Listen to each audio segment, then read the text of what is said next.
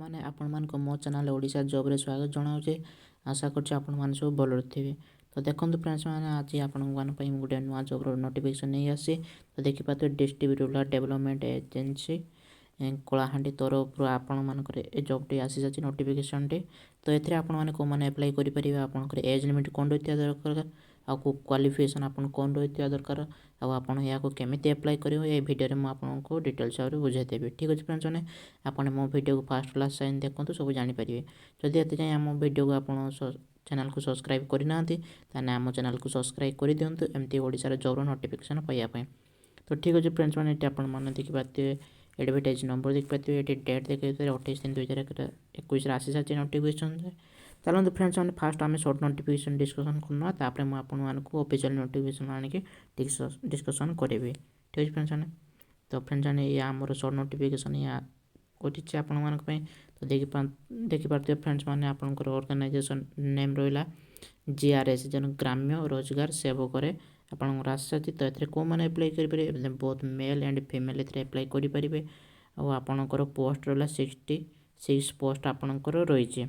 ठीक अछि फ्रेंड्स माने नेक्स्ट आपण माने देखि पाते एप्लीकेशन मोड आपण एथरे केमति अप्लाई करिवे ऑफलाइन ना एप्लीकेशन रोइबो जोथरे कि आपण स्पीड पोस्ट पर रजिस्ट्रेशन पोस्ट द्वारा एको अप्लाई करिवे। तो आपनकर स्टार्ट होई सरछि 22 डिसेंबर 2021 रे एप्लीकेशन स्टार्ट हो जाय आ लास्ट डेट होचे 11 जनवरी 2022 रे।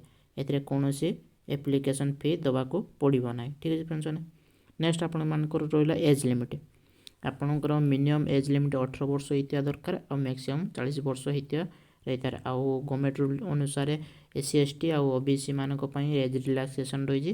तो आपण सेटा देखि के फॉर्म पकई परिबे। ठीक अछि फ्रेंड्स नेक्स्ट आपण मानकर रोइला क्वालिफिकेशन।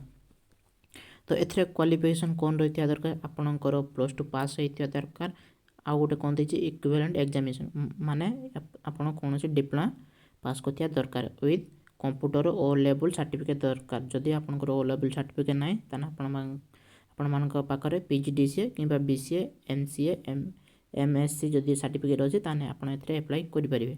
नेक्स्ट आपण मानकर रहला सैलरी आपण मानक देखि पाते 7000 पर मंथ रहउचे सैलरी आ जॉब लोकेशन आपण देखि पाते कोलाहांडी डिस्ट्रिक्ट रो कोनसी ग्राम पंचायत रा आपण मानकर पोस्टिंग होबो।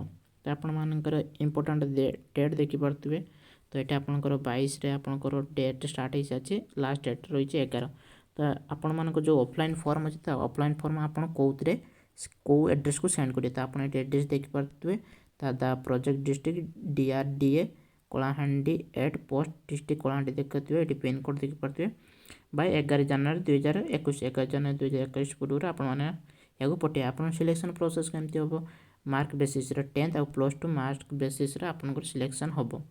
नेक्स्ट आपनकर रहला डॉक्यूमेंट आपण कोन दरकार all education marksheet and certificate दिरा दरकार आपण मानकर कंप्यूटर सर्टिफिकेट थिया दरकार आ कास्ट सर्टिफिकेट आ रेसिडेंशियल सर्टिफिकेट या को अटैच करिके आ ता सहित फोटो भी आपण ता सहित अटैच करिके आपण को ए एड्रेस रे सेंड करियार अछि।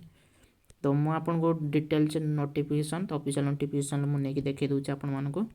तो एटा आपण माने देखि परतो एटा तार ऑफिशियल नोटिफिकेशन एडवर्टाइज नंबर देख परतबे डेट भी आपण एटी देखि परतबे। तो यार लिंक मु PDF link description they them video रे तो आपण सेठी डायरेक्ट जाके चेक भी करि परिबे। ठीक अछि फ्रेंड्स माने तो एटी आपण मानकर कैटेगरी अनुसार post male and female total केतरा पोस्ट होचे आपण माने जाके देखि परिबे। आपण माने एज बेटी देखि परते 18 इयर्स 40 इयर्स भितरे आपण माने ये करि परिबे। त आपण माने एजुकेशन क्वालिफिकेशन देखि परते +10th +2 आ ता सहित पीजीडीसीए बीसीए एमसीए कोनसे जदि कंप्यूटर नॉलेज सर्टिफिकेट अछि तने आपण या को अप्लाई करि परिबे। ठीक अछि फ्रेंड्स माने तो आर एठी दे दिछि तार वेबसाइट लिंक www.kolahandi.nic.in एथरे भी जाके आपण माने विजिट करि परिबे।